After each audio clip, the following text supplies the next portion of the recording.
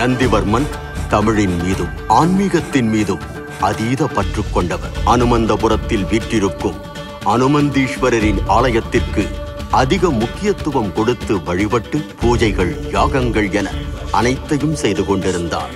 தன்னுடைய நாட்டு வளத்திற்கும் போர்ப்படையின் பலத்திற்கும் அனுமந்தீஸ்வரரின் அருள்தான் காரணம் என்று முழுவதுமாக நம்பினார் நந்திவர்மன். அனுமந்தீஸ்வரரின் ஆலயத்தின் கட்டமைப்பு விலை மதிப்பிட முடியாத புராதன வைரக் கற்களினாலும் ஆபரணங்களினாலும் ஆனது. இப்படிப்பட்ட பொற்புதைகளை தன் வசம் வைத்திருக்கும் அனுமந்தபுரத்தில் உள்ள அனுமந்தீஸ்வரர் ஆலயத்தை பற்றி அறிகிறது அலரிகள் என்னும் அரக்க கூட்டம்.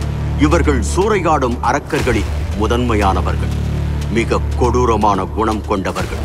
பல பகுதிகளில் மக்களை சித்திரவதை செய்து கொன்று குவித்துவிட்டு அங்கிருக்கும் பொருட்களையும் செல்வங்களையும் சூறையாடுவதுதான் அவர்களின் பொழுதுபோக்கு.